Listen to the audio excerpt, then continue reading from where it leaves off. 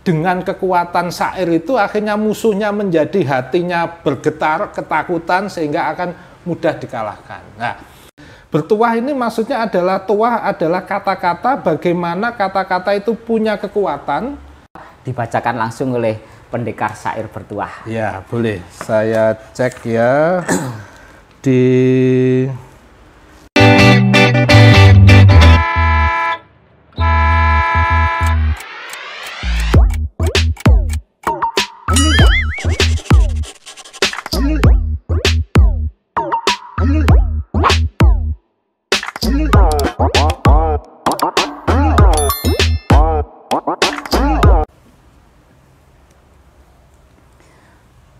Assalamualaikum warahmatullahi wabarakatuh. Sobat kerabat hebat di rumah, kali ini bertemu lagi dengan saya Sok Hebat yang hari ini akan bertemu dengan beliaunya itu seorang penyair. Untuk lebih lanjut, monggo Pak.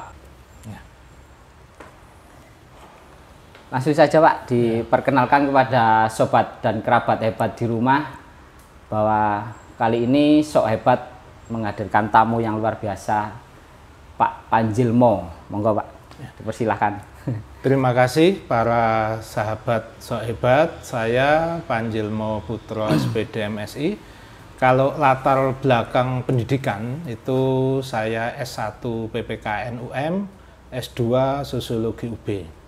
Tapi saya menyukai sastra dan saya suka sastra itu sejak SMP.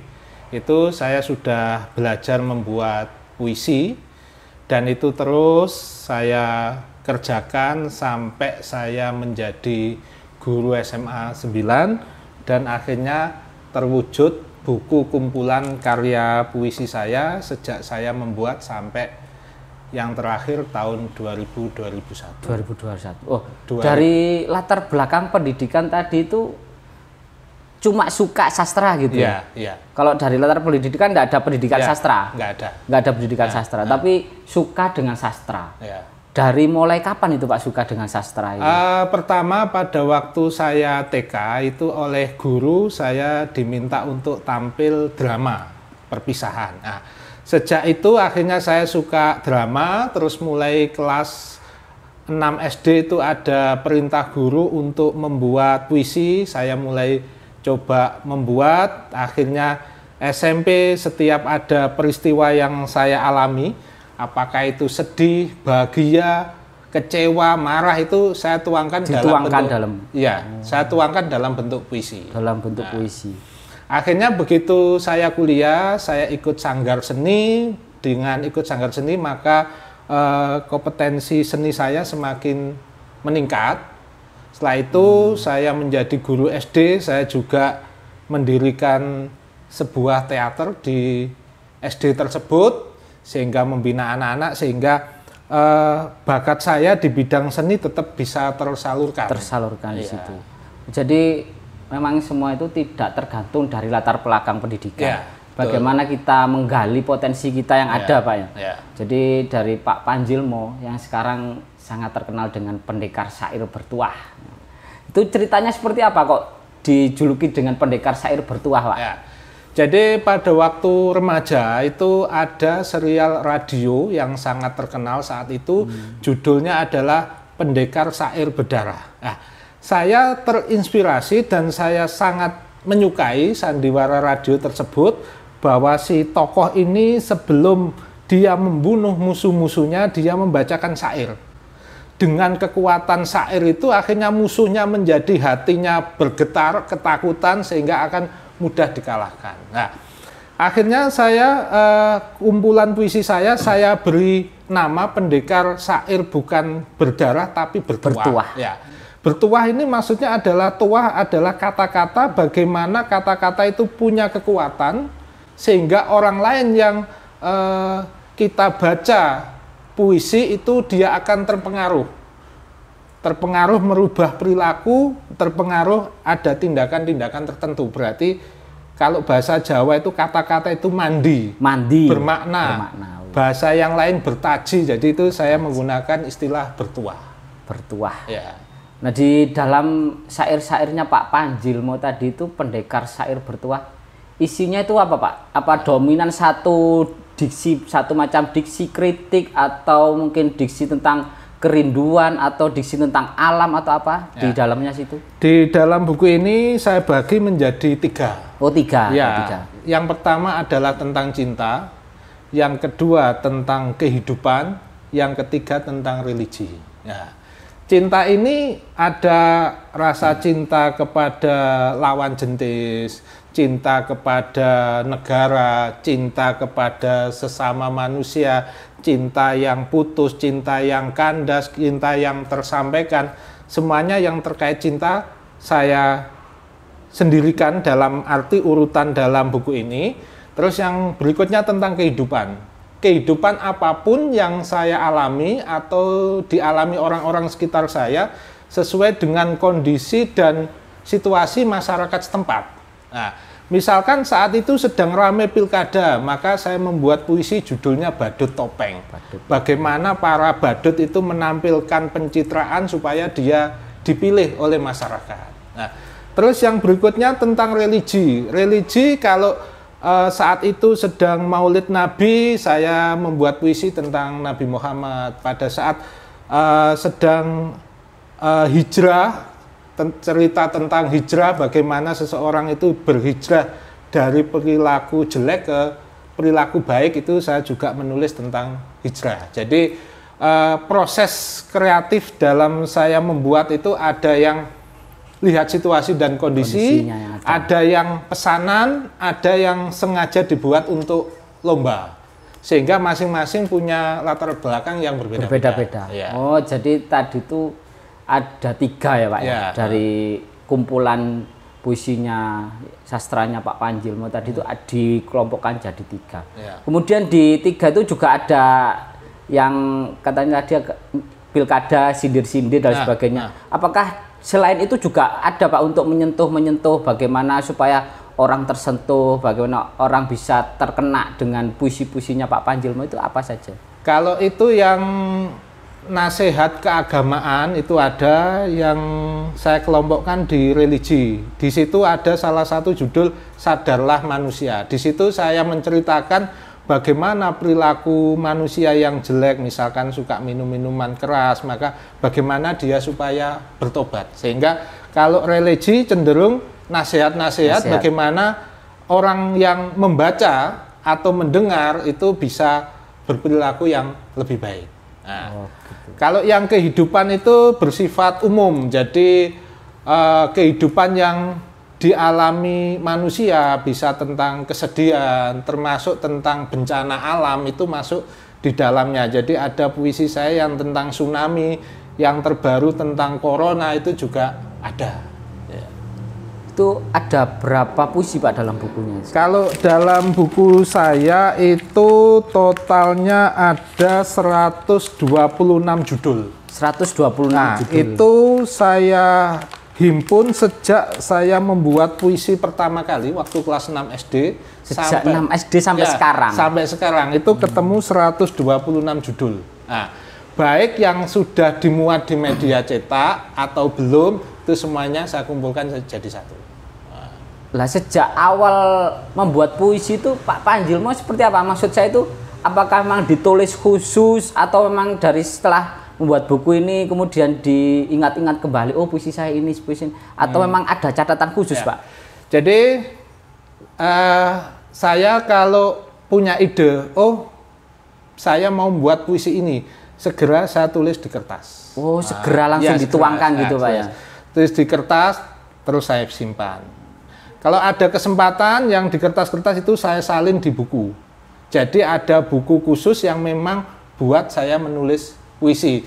Dan itu saya tulis tanggal berapa, jam berapa, di mana itu saya tulis di situ, ada lengkap. Sehingga pada saat proses mau cetak buku ini, tinggal saya bongkar-bongkar arsip, saya pindah ke laptop, nanti akan diserahkan ke penerbit, begitu prosesnya. Oh, jadi seperti itu. Jadi kita apapun yang kita ada inspirasi, ya. itu jangan sampai ditunda gitu Pak ya. Jadi ada inspirasi apapun sobat kerabat hebat langsung tuangkan saja, ditulis misalnya di HP atau dimanapun, kemudian disalin gitu Pak, ada kesempatan. Oh luar biasa. Jadi kita tidak misalnya kalau sekarang mau buat buku atau menulis apapun kita masih mereka-reka. Oh dulu apa ya, dulu apa ya. Jadi seperti itu sulit melacaknya Pak ya. Tapi kalau memang sejak awal itu sudah minatnya seperti itu, Pak Panji sudah tertata dengan rapi berarti. Karena sejak mulai SD.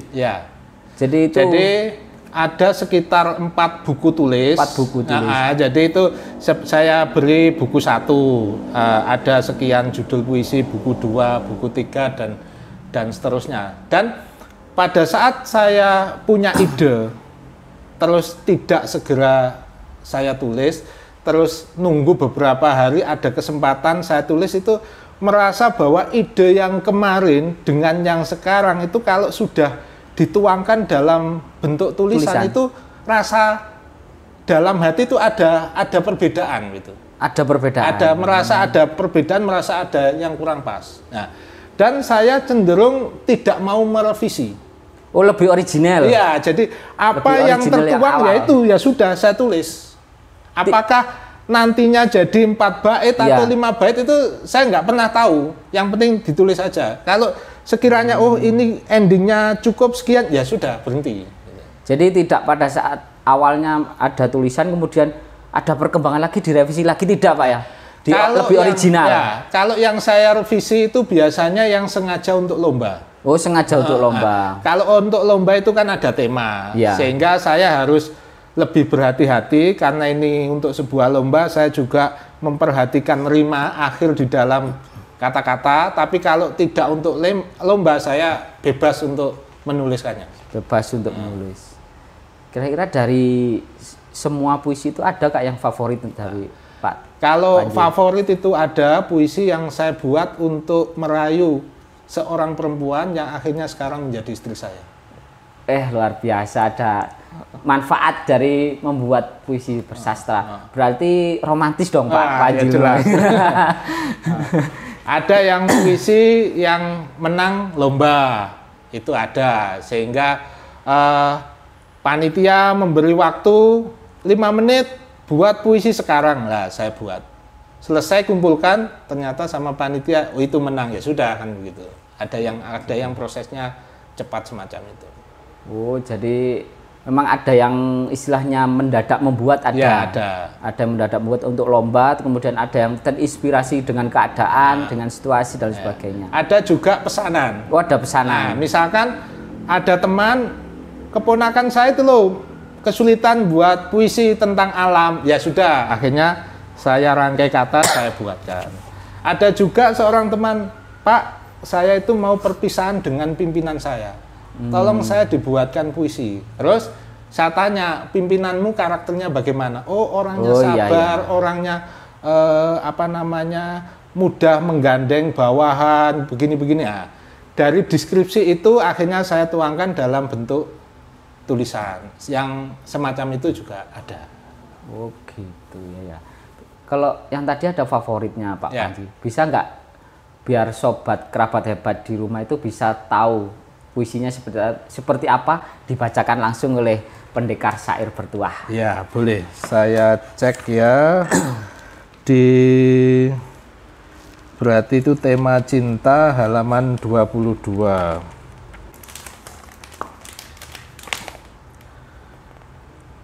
Manis. Senyummu begitu manis, tawamu begitu renyah, perangaimu begitu lincah. Ku tak bosan nikmati keindahan wajahmu. Kau sirami hatiku yang gersang. Kau rajut benang-benang asmara. Ku rangkai kata-kata indah. Kau tuangkan anggur cinta. Aku mabuk dan terlena dalam hangat dekapanmu. Di bening matamu ada butir-butir harapan tentang masa depan, tuk melangkah bersama arungi samudra kehidupan. Malang, Januari 2006. 2006 sobat. Wih, sudah lama itu, masih ada catatannya, masih tersirat dan tersurat. Sehingga sampai sekarang yang diberikan puisi itu, yang dipersembahi puisi itu langsung menjadi pendamping selamanya. Oke, Pak Panji, terima kasih. Jadi untuk sekarang kan saya lihat atau saya dengar itu putra dari Pak Panji itu sepertinya kayaknya suka juga dengan sastra. Apakah itu memang dibentuk dari Pak Panji atau dari sang putra sendiri atau seperti apa, Pak?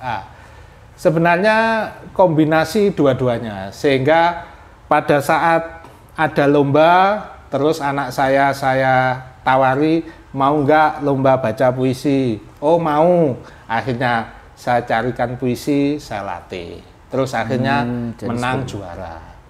Jadi beberapa kali juara, terus suatu saat ada lomba lagi, saya tawari, kalau dia tidak mau ya saya tidak memaksa. Ada juga yang dia melihat di acara sekolah begitu, saya tanya, adik mau baca puisi? Mau, puisi yang mana? Saya akan buat sendiri. Akhirnya pernah juga tampil di ulang tahun SMA 9, dia baca sendiri, karya sendiri, tapi orang-orang tidak percaya. Oh, paling dibuatkan bapaknya. Karena waktu itu dia masih kelas 3 SD. Kelas 3 SD. Berarti padahal dia membuat sendiri adiknya. Gitu. Oke. Jadi untuk puisi-puisi itu kok bisa ya Pak Panji itu tidak kehilangan kata-kata.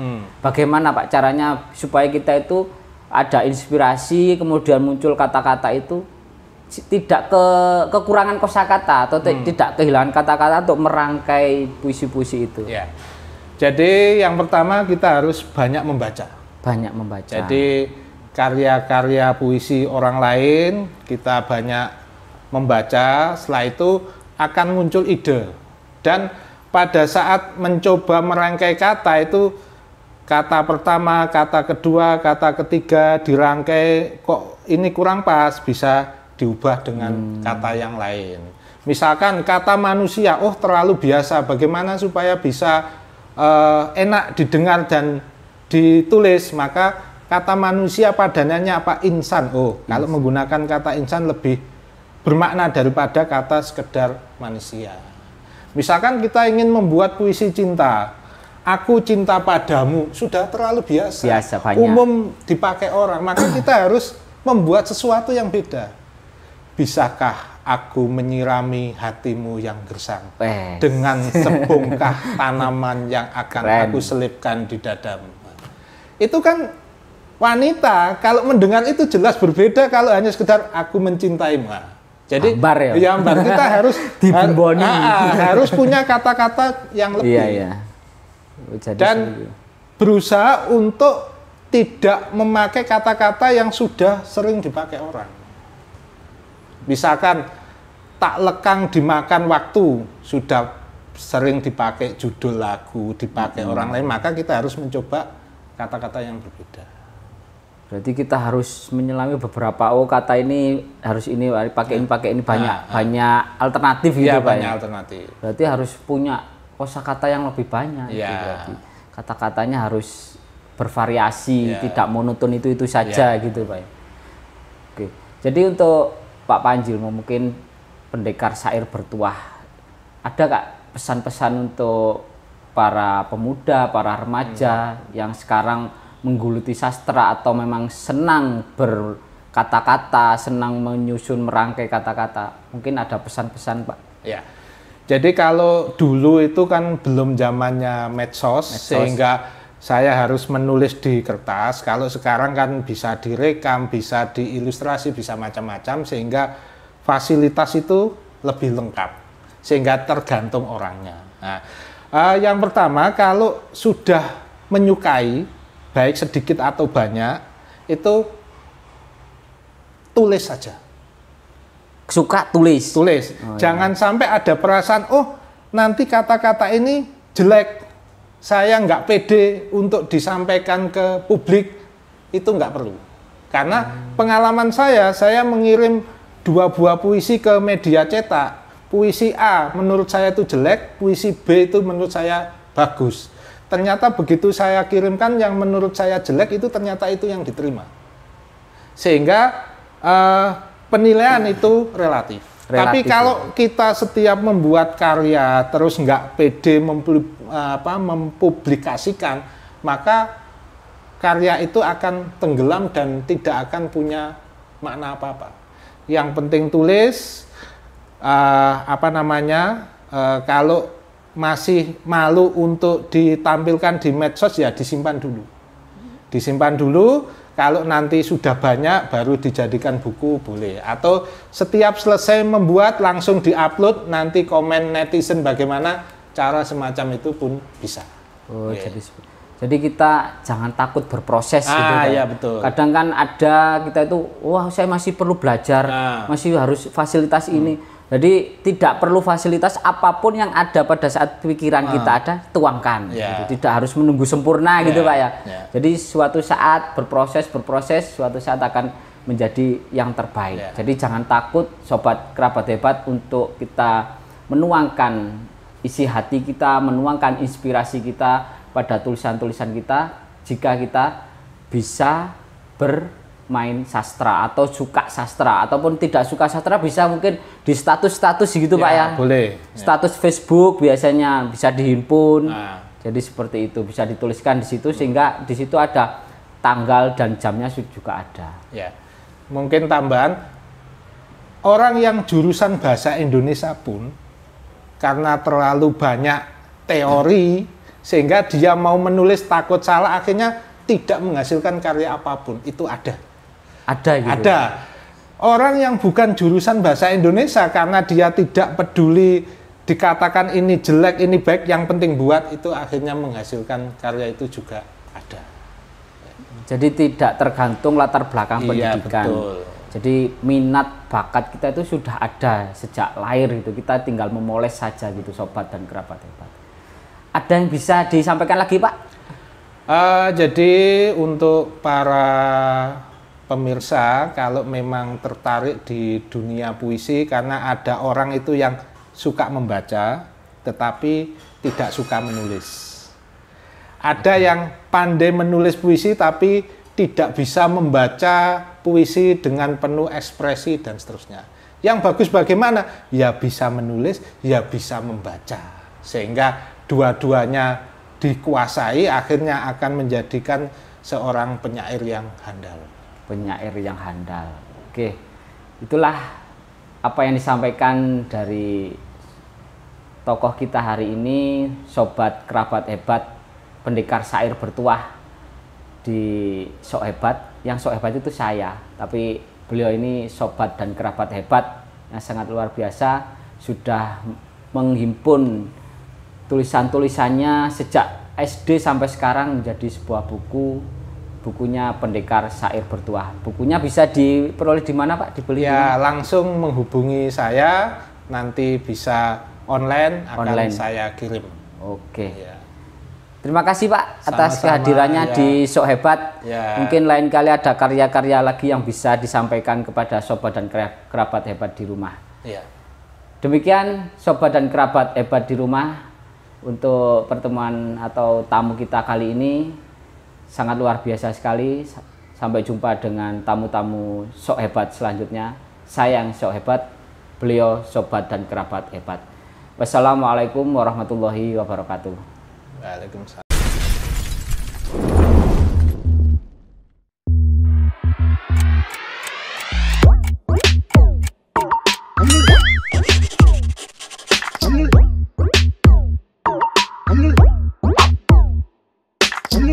What?